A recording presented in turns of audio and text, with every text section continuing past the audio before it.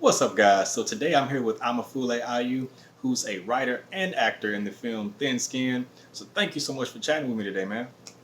Hi, thank you so much for having me. It's a real honor. All right, so we're just gonna start off by having you tell me a little bit more about the film Thin Skin. Just kind of give me a brief synopsis of it. So, Thin Skin is a film that's based on a one-man show. It was a one-man show with an orchestra that I developed around 2012, 2013, and it had a great life of a few years. But it was a show about a specific period of time in my life where I was dealing with a lot of family drama.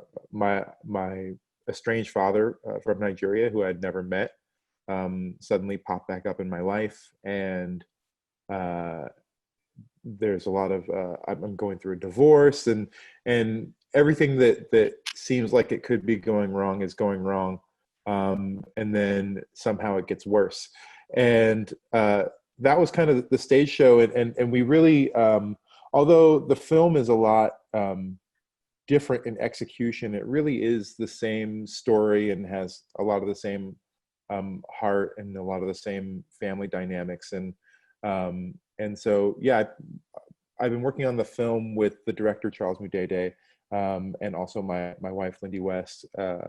We've been working on the script since 2013, so it's been a real long road to get to where we're at now.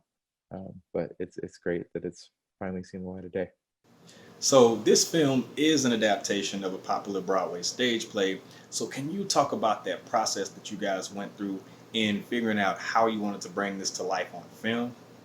Yeah, definitely. I mean, I think that over the years and years of writing, and it's just one of those things where, in a certain way, it's fortunate that it took us so long to get the funding that we needed because we just kept rewriting the entire time that we were fundraising and trying to get the movie made. We knew that we had a great film in there, but we knew that it was just going to take carving away and carving away to get there.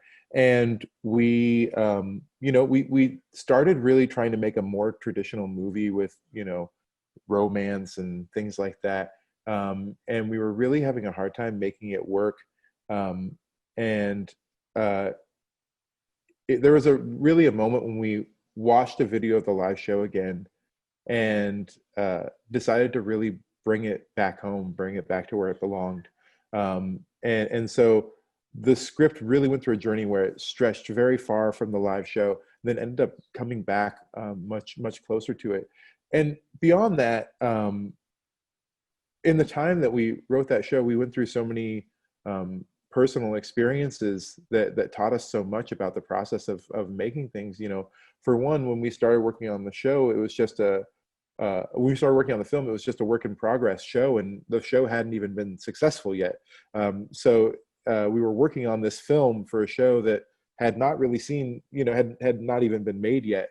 Um, so the process of making the show and then having the show be successful in Seattle and then having the show go to New York, all while working on the script, as I got better at rewriting the live show, I also got better at writing the film. And likewise, during the process of writing this, my wife went from, having never written a book to having become a New York Times bestselling author to then having her book turn into a TV show for which she was a writer, and then being a writer for several seasons on a TV show that's semi-autobiographical. you know there were so many times where she would come back and be like, hey, I learned a lot of new stuff, we have to rewrite so many things in the movie because you really learn the more you do this stuff. So the Bentonville Film Festival is so heavily mission based on diversity and inclusion. So with that being said, what did it mean for you guys to have your film selected to be showcased here?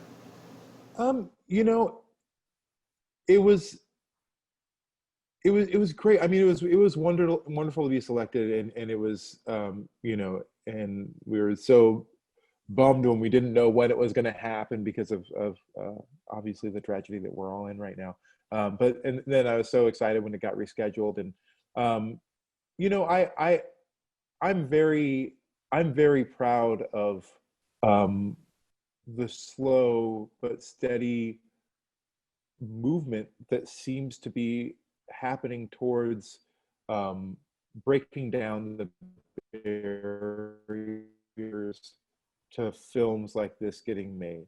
Um, I'm not because of any, not because it's charitable, but because it is going to allow us to have so many more rich stories with histories that we don't know, stories that we haven't heard a million times. So while I'm excited to put this film up in any context, uh, and it's a thing that I'm just proud of at any level. And I just say, if you want to know what I do, you can watch this film and you can see it.